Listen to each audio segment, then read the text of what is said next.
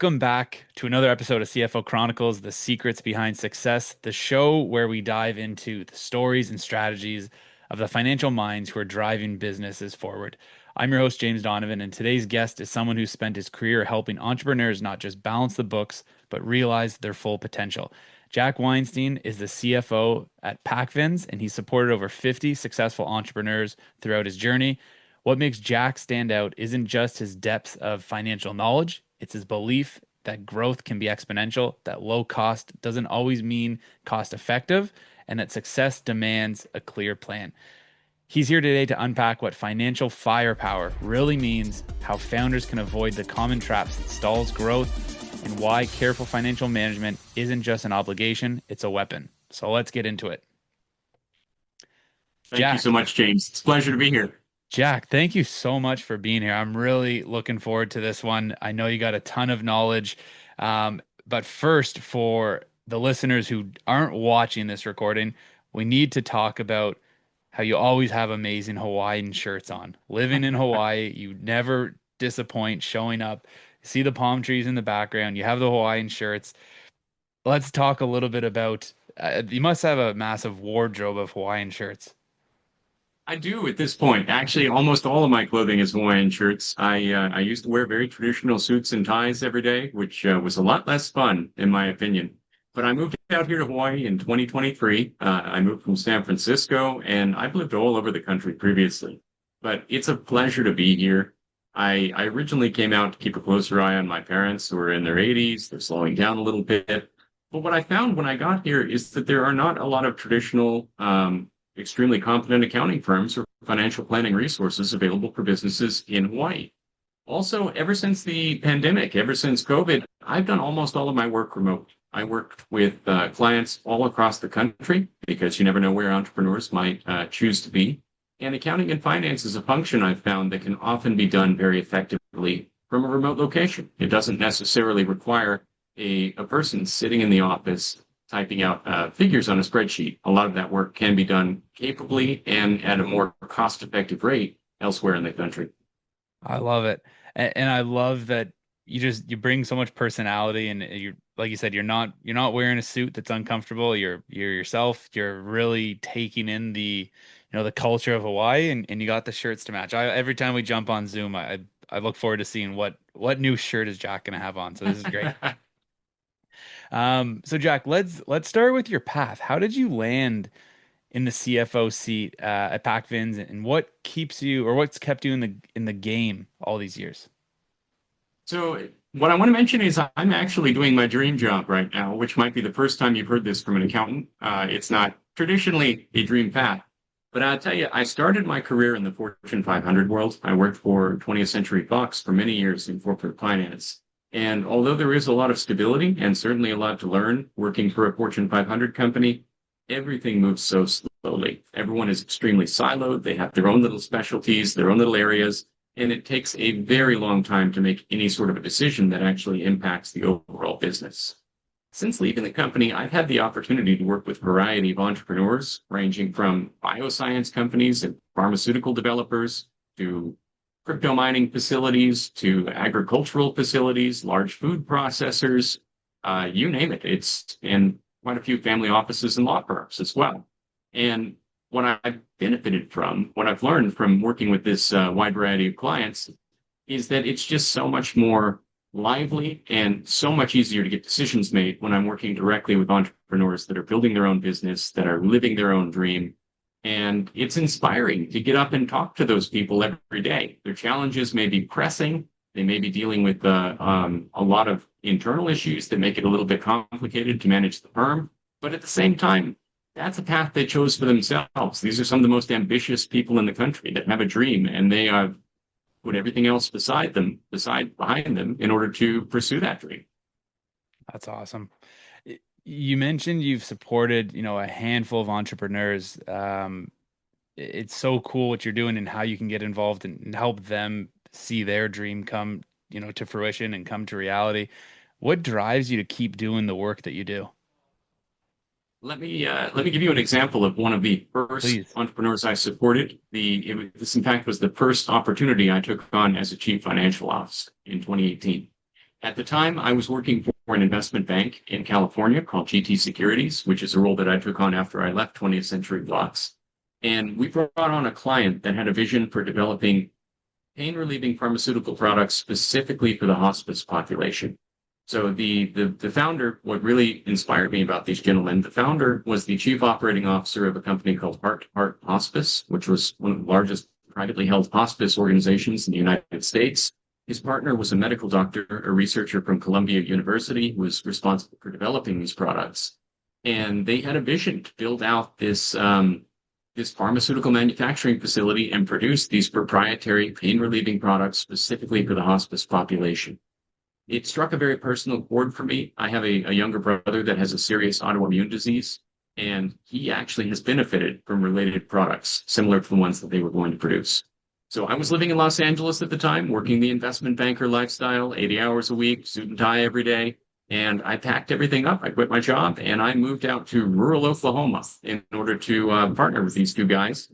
I was the second employee. They had one executive assistant that was supporting them at the time, zero office space, pretty much zero resources. But we really believed in what we were doing. And we pulled together our efforts, we pulled together our contacts. And over the course of the next 2 years, we raised about $25 million in equity capital. And we put it to work. We bought an old Tyson Foods chicken processing plant in eastern Oklahoma, a big aging 40-acre industrial complex that's dominated by a massive 65,000 square foot cast in place concrete bunker, basically, that Tyson had moved out of 10 years earlier. I mean, by the time we moved in, we got a heck of a deal on the place. It had cost Tyson around $30 million to build. We acquired the property for $2 million. And the reason why is because the windows were broken out. There were wild animals living in the property. There were weeds growing up through the parking lot. It was in rough shape. The That's town it was in, crazy. Stillwell, only had 4,000 residents. And unemployment was about 40%. It was in a tough position. So we came in, we acquired the property, we redeveloped it over the course of about 2.5 years and turned it into, believe it or not, a modern pharmaceutical manufacturing facility in rural Oklahoma.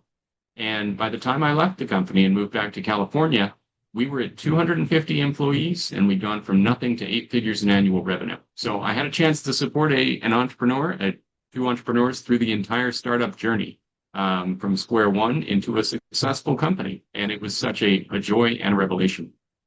I'm sure just there would be so many lessons and acquired from seeing, a team of three or four. Sorry, you mentioned you were the second employee being hired to 8 figures a year in annual revenue. And just like, I'm sure it wasn't all up and to the right. So are you able to walk through a little bit of maybe some of the hardest times that either you experienced and then you overcame, or that the business experience that you were able to overcome as a group? What we did when we first started was we leased the property from the existing owners with the option to purchase it in the future. They were quite happy to give us that option because they didn't anticipate we were actually going to buy the building and do anything with it. But we set up our initial office there, and it was a little eerie at first. I mean, we were using maybe 1,000 square feet out of this 65,000 square foot structure. So the rest of it, we kept the lights off, we kept the heating and the Oh cooling my off and the goodness. rest of the building. It's And it was crazy. kind of like a large ghost facility that we used a small corner of initially. And starting a company is a fearful process. I mean, each one of us were concerned, if this doesn't work out, are we going to be able to make a living? Will we be able to pay our bills? We have all, I think, had sacrificed something in order to make that happen. And that's the entrepreneurship journey right there. It does require quite a leap of faith to move from a secure employment opportunity into starting a business or participating in a startup business. But the kind of people that are willing to make that leap, historically, we've seen the people that do that are the ones that are willing to and able to build significant companies and institutions throughout our country. And at the end of the day, make a measurable difference even in the business history of the United States. So I just admire people so much who are willing to either start a business or participate, startup. That's so cool. Congrats on going through that whole experience and helping them, be an integral part of that reaching, 8 figures and growing from less than you can count on a hand to 250 people. That's so cool. Well, James, one of the questions you asked me was about some of the challenges involved, and I'll be the first one to tell you I did a lot of things wrong with that process as well. So if I were going through it today, I would have reached out strategically to venture capital groups in order to find the appropriate financing for us to pursue the venture. We raised $25 million, but it was from 120 different individual accredited investors, all of whom had my personal cell phone number, who would call me at all hours of the day and night for an update. And that alone quickly turned into a full-time job, in addition to trying to manage the cash flow and keep on top of the accounting and the tax filing and the payroll and everything else that a business needs in order to operate. And as we went forward through the process, we were often stumbling a little bit. Anyone that's involved in a startup is typically wearing multiple hats. I mean, at one point, I was doing a lot of interviews for people that were going to be on the production line. I didn't know the first thing about manufacturing pharmaceuticals. All I could really judge was whether a person's personality seemed like they would be a good fit for the team, whether they were enthusiastic about the mission that we were pursuing. But we were growing so quickly and we had such a limited executive team available to conduct these interviews. I ended up doing quite a few of them myself, and it was really an eye-opening experience. Yeah, that's just so cool to hear your perspective on that and all the lessons you would have come across. I can't imagine, giving out your personal number to that many people, having that many people call that. I'm surprised you didn't just, get a new phone or hire someone to look after your phone for you. Jack, what's one thing that most people, even founders, don't understand about what a CFO really does? I think a lot of founders have the assumption that, hey, I'm in charge of the business, I'm the founder, I need to be responsible for managing the finances of the company, which is true to an extent. But really, what a founder needs to do, or a chief executive needs to do at an early stage business, is be responsible for approving large expenditures. We're approving hiring plans, approving anything that needs a final decision made on it, but not necessarily preparing the data that goes into supporting those decisions. A lot of the entrepreneurs and founders that I've worked with, they have consistently stumbled because even if they come from a financial background, it takes such a tremendous amount of time to both properly prepare the accounting records and then also to offer the second step here is critical to offer valuable insight and analysis into what the records actually mean for the business. It's one thing to say, hey, we're making $10,000 a month, we're losing $10,000 a month. The most critical next step is what does that mean for the business and what are our options to do something about it? If we have excess capital, it's not that useful for a CEO to hear, hey, we've got $10,000 extra a month coming in. Having specific spending plans on how that money could be used to further the business growth and achieve the objectives of the company as a whole, that's really indispensable. Conversely, if the company is losing money, chief executives need to know how much time they have in order to make changes in the business and what kind of feasible changes could be made in order to get the business out of a bad situation, whether it's reducing overhead and potentially headcount in order to shave off expense, or pursuing a loan, or bringing on outside investors in order to provide additional capital and get to a place where the business is once again healthy. The CEO and entrepreneur, as much as possible, needs to be in that final decision making. And any time that they're spending digging through data, trying to compile information in order to get enough information to actually make the decision, is time that's wasted and not their best and highest use of their abilities. Yeah, it's so true. I think it always comes down to the delegation piece, right? And how much are you able, not even willing, how much you're able to let go of and reallocate your time in a higher revenue generating activity. If you're not the expert in the numbers, why are you hanging out there? Like let someone else who is the expert do that to get the highest value. You spoke a little bit about if firms are losing money, if they need to shave off, they need to reduce headcount. How do you navigate those conversations with founders where maybe the founder believes, no, we if we lose anybody, like the workload, everyone's going to be super stressed. Everyone's going to be taking on too much stuff, but you're telling them, look, the numbers don't make sense. You need to reduce your payroll. How do you navigate those difficult conversations? It's a tough conversation sometimes, and I'll give you a specific example. I currently work as fractional CFO for a client that does about $8 to $9 million a year. They're a respectable small business, and they're in a position right now that they likely have to reduce some headcount in order to remain solvent and in a good financial position. The challenge is they've had some people with them from day one who very much believed in the business, who might potentially be on the chopping block, who actually voluntarily reduce their salary because they believed so much in the business for the first couple of months, in some Wow. cases, the first 2 years. And cutting those people who were such believers in the team can be a real challenge. At the end of the day, it's important to do whatever's necessary to keep the business healthy, but it doesn't necessarily mean that's the option that the chief executive should take. Sometimes there are no better solutions. A business has to be profitable ultimately in order to continue functioning. Otherwise, it can't really remain a business. It's going to have to be a nonprofit. But if there is a clear pathway to get to profitability by spending more money, often it is better to pursue a loan or it is better to bring on outside investment. And that is a really significant distinction too between a controller and a CFO. This is something that a lot of entrepreneurs, I think, do not fully appreciate. An accountant or a controller is primarily backwards looking. They're focused on maintaining appropriate accounting records for the business, running the payroll, making sure the tax filings are done correctly. It's an indispensable business function. But at the end of the day, a controller is typically going to give a chief executive raw information on the business. Here's your P&L statement. Here's your balance sheet. Now you figure out what it is that you need to do. The chief executive officer can typically go the extra step and actually suggest specific pathways the business can take to deploy additional capital, to save money or cut spending, and then most critically, to actually go out, execute on those plans for the chief executive. So the chief executive may say, okay, I want to take a loan out in order to support the growth of the business or to avoid laying off people. Well, somebody's got to pick up the phone and either find an appropriate broker or find an appropriate lender and negotiate terms with them that fit business's needs. Sure, typically a CEO can do that, but it is a little bit specialized and it takes a lot of time at the end of the day. The chief executive officer is someone that they can task with, okay, we agree we need $5 million in additional capital by this date. Go figure out a way to make that happen. And that often is a big part of the role that I fill these entrepreneurs. There's so much value there, Jack. Thank you so much. Um, you're very passionate about helping businesses obtain what you call financial firepower. What does that look like in practice?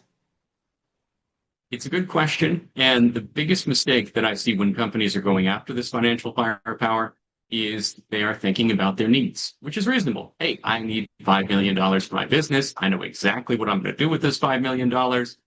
Let me just convince the lender that I'm a really cool business and they're going to give me the money. Lenders, financiers, investors, anybody that's providing capital, they're human beings and they have their own goals that they need to satisfy. So understanding what those goals are is particularly critical in order to come to a successful conclusion for the entrepreneur. And I'll give you an example of this. A big part of my career I've spent supporting either private equity groups or venture capital groups. I was the CFO for Kevin Harrington's venture capital group out in Boston. He was one of the original Shark Tank investors. I served as interim CFO for Enthos Capital, which is a private equity group in Santa Monica that manages a $3.5 billion fund. I currently serve Wow. as a CFO for Impex Capital in Texas, which manages an approximately $2 billion fund as well. And so what I've learned is I've spent a lot of time sitting on the other side of the table, evaluating opportunities to place capital. And all of these groups have their own consideration. If it's a family office, they want to typically know that there is a clear pathway for an exit on the investment, whether it's refinancing a property or whether it's raising additional capital or simply receiving sufficient distributions in order to make the return on their investment make sense. If it's a VC group or it's a private equity group, they've got their own people they have to be responsible to, called limited partners. These are the groups that are putting in capital. If it's a private equity group, it may be a large limited partner. We worked, for example, at one point with the endowment at Yale University. Some of them are small limited partners that are just going to put in $100,000, $200,000, but they're all people that the VCs and the private equity groups have to answer to, and they want to look good for it. And what that means is not only getting the best possible return on capital, but also showing that there's positive unrealized gain sometimes that they can report to these financial groups. And an unrealized gain, of course, is just an increase in the value of an investment that has not yet been realized. So if I buy a stock, the value of it goes up, and I don't yet sell the stock, I have an unrealized gain, an increase in the value of my asset. So what these guys want to know, if it's a private equity group or a venture capital group that you as an entrepreneur are going to for funding, they want to know that not only you have a clear pathway to repay or to exit them from the investment, but also that you have a clear pathway to continue growing your company even if you need more money. What these groups would typically rather hear is not, hey, I want to get $5 million from you and then I'll pay you back $5 million. They want to hear, I'm going to get $5 million from you and use it to double the size of my company. And then I want another $10 million from you so I can do it again. And that goes over very well. That's something that they can report back to their limited partners. We made a great investment. You had a terrific increase in your unrealized gain. And now we're making a second investment in the same company because our judgment was so good. And now we get to continue participating with this extraordinary entrepreneur. So what I'm trying to say is, as an entrepreneur, it's so important to put yourself in the shoes of the capital provider and think about what it is that's important to them, not just what's important to you as an entrepreneur and what you're going to do with the money. It's interesting. It's a cool perspective shift though to look at it through that lens. Jack, you spoke a little bit earlier about potentially taking on loans. What would you say to the business owner who, I don't know, maybe is a little bit uncomfortable taking a loan, or you're like, hey, look, data shows, and maybe let's put it into the marketing perspective. So you look at someone and you can say, hey, right now you're getting a 5x, 9x return on your ad spend, whatever that may be. There's only so much cash flow that's coming in and out. So you're not able to increase your ad spend a ton despite seeing a really good return. Maybe you're bleeding elsewhere, whatever it is. If someone's uncomfortable going out and taking a loan, but look, if you poured a lot of gas onto that fire, you have data showing how much of a return you'll get. How do you coach some of your clients through that decision-making process? And is it the right decision to go get a loan, or is it better to try to, plug where some of the gaps are elsewhere in the business? It's a fair question too, because if the business is persistently losing money, getting a loan just buys more time. It doesn't necessarily solve the problem. So a loan does have to be coupled with a clear plan to either increase revenue or decrease spending, or both, in order to get the business into a stabilized position. A loan should have a very clear objective associated with it for an entrepreneur. I need this loan to get the business to this position, and then we'll be comfortable from there on out. An entrepreneur also needs to be thoughtful about what kind of loan they're taking because there's a lot of different lenders out there, ranging from merchant capital advance or MCA loans, which tend to be extraordinarily expensive. They're often above 30% annual interest because they build in all kinds of fees and penalties that make a loan quite expensive, but they're unsecured. They don't typically require any sort of collateral. On the other hand, the loans that have the least expensive cost of capital are generally loans that are secured by real estate or other hard assets. If there are assets like that to take advantage of, that's what I always encourage my clients to explore.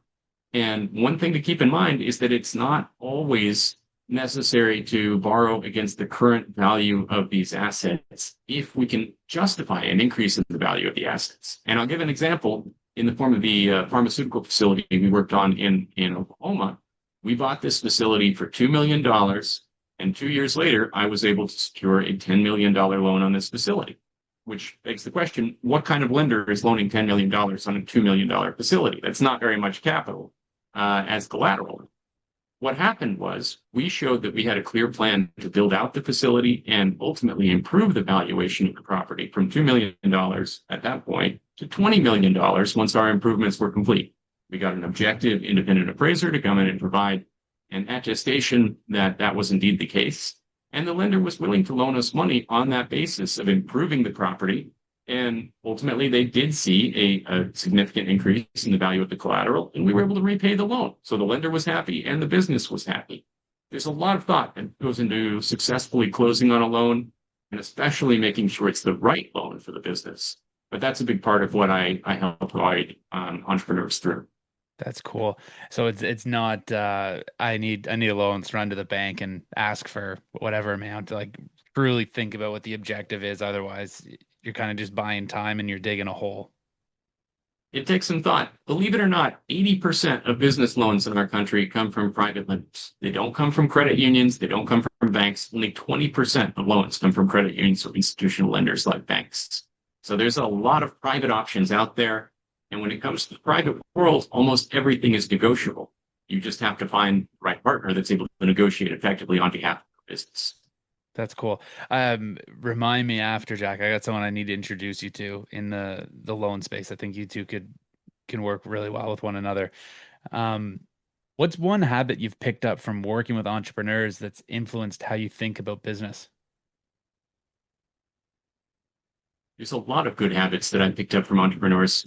One, though, that really stands out to me is it's totally fine to disagree, at the senior leadership team, whether it's the CFO that disagrees with the CEO or the chief operating officer has a different opinion than the CEO.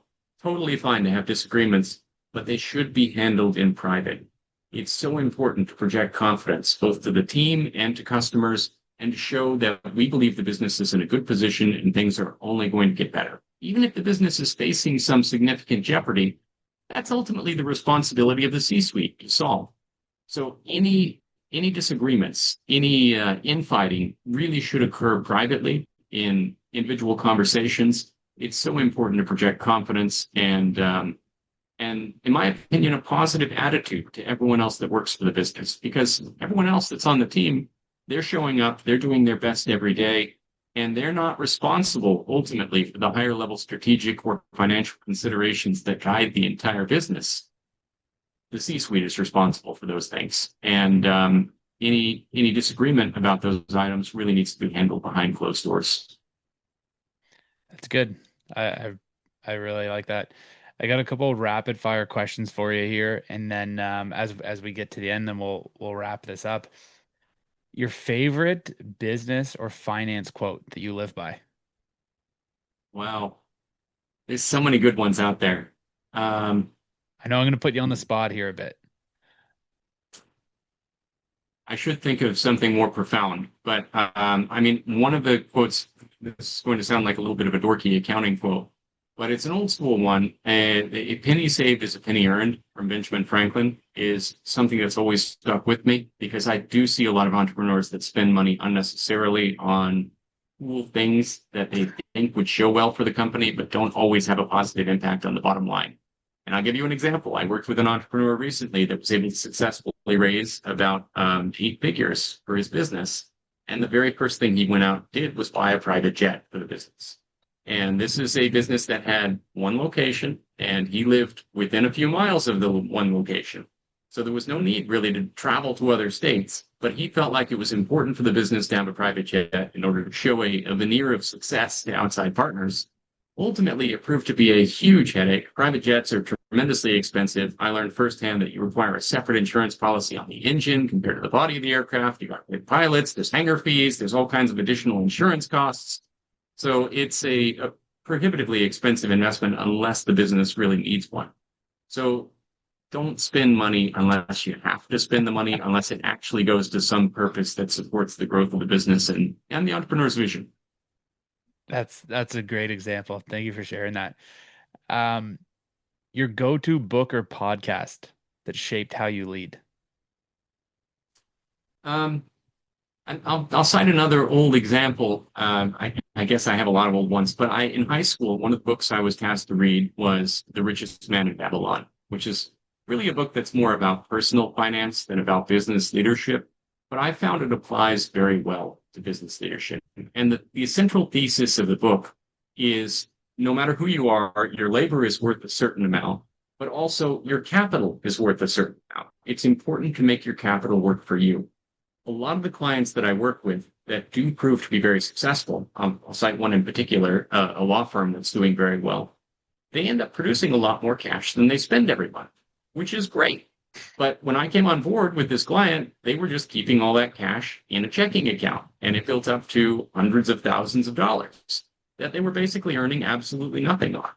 By simply moving that money from a checking account into a savings account, a high yield savings account, they were able to get essentially $20,000 in extra income every single year, just as a result of interest on that cash. So it's so important not only to make sure that your workers and your employees and your team and your technology is working for you, but also your capital. There's no need to have capital sitting around doing nothing. If it's not being used, it should either be distributed out to the shareholders and the owners of the business, or at the very least, it should be put into some sort of an opportunity that has very little risk and generates positive cash flow. That's so good. I got two more questions for you. I'm really excited for this one. If you weren't doing finance, totally different world, what would you be doing? Or what would you want to My, be doing? believe it or not, my undergraduate degree is in English literature. So I thought at the time in college that I was going to become a novelist after I graduated. I learned that the career prospects for a novelist were not especially good, which is part of the reason I went back to business school and ultimately entered a career in finance and accounting, which I've enjoyed very much. But I would likely work as a novelist if I were not doing my present occupation. Although to be perfectly honest, at this point, I'd probably do a fair bit of writing on the subject of accounting and finance because it's just something that fascinates me. That's awesome. Post it up still in Hawaii, you think, on a beach writing novels, or would there be a different landscape for you? I would stay right where I am, but in my opinion, just personally, travel is one of the great joys in life. I've had the privilege of traveling to more than 45 countries in my lifetime, Amazing. and on just about every continent. I'm missing Antarctica and Africa still. But it's really eye-opening to go around the world and see how other people are living, and also to realize that we're all human, no matter where we live. There's a lot more that connects us than divides us. Well, and I need to ask another question now because of the travel, because we share that bug and the passion for traveling. If you can, because this is probably a very difficult question. I know it's hard for me.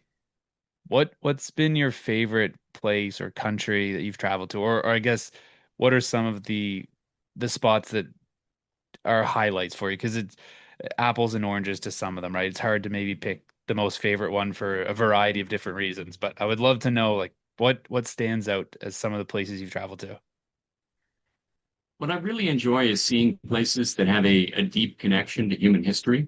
So one of my favorite visits, I had the chance a few years ago to visit Angkor Wat in Cambodia, which is just a phenomenally beautiful temple. And what struck me about it, it's a World Heritage Site. It's been around for a very long time. There's a little town that's right up next to the temple where people live, and they have a relatively modern life because life goes on. Even though they're in the shadow of such an architectural wonder. In 23, I had a similar chance to visit Machu Picchu in Peru, which was absolutely Amazing. incredible. But So likewise, cool. there's a town at the foot of the mountain called Agua Caliente, and it's just a regular place where regular people live. So it's so interesting to see these historical artifacts directly connected to modern human life. I just love that. That's awesome. Okay, so I could have a whole other podcast talking about travel stories and hearing all about that. I would love to know, last question, what's the best advice that you've ever received? This may sound a little generic as well, but when it comes to being successful in entrepreneurship or successful in business in general, nothing beats tenacity. Talent doesn't beat it, charm doesn't beat it. There's nothing in the world that impacts success quite as much as just not giving up. And what I want to emphasize here is not giving up does not mean never failing. It means standing back up after a failure and continuing to move forward. And that's really what impacts success, in my opinion. I love that. You only lose when you quit. I And if you can't just agree keep more. going, you can't lose.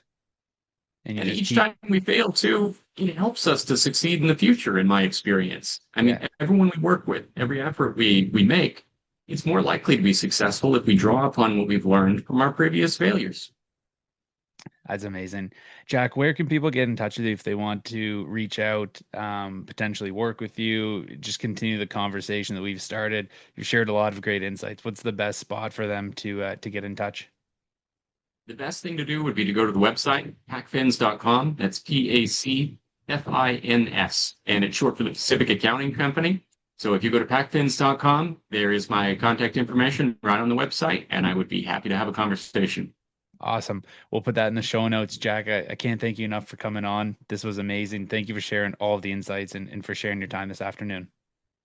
Thank you, James. I really enjoyed this. Thanks for tuning in to this episode of CFO Chronicles, the secrets behind success. I hope you found value in today's conversation. As we wrap up, I'd love for you to do two things. First, make sure to subscribe to this podcast so you don't miss any future episodes. If you enjoyed today's discussion, please rate and review the show. It helps others discover the insights we share here. Second, if you're ready to take your business to the next level and attract the high-end clients you deserve, head over to accountingleadsnow.com or click the link in the show notes to book your strategy call. It's time to position yourself as the advisor your clients need. And don't forget, you can connect with me on LinkedIn to stay up to date on what's happening in the world of accounting and financial growth. We've got exciting topics coming up, so stay tuned for the next episode of CFO Chronicles. Until then, keep pushing forward. Your growth is just one strategic move away. Thanks for listening to CFO Chronicles, the secrets behind success.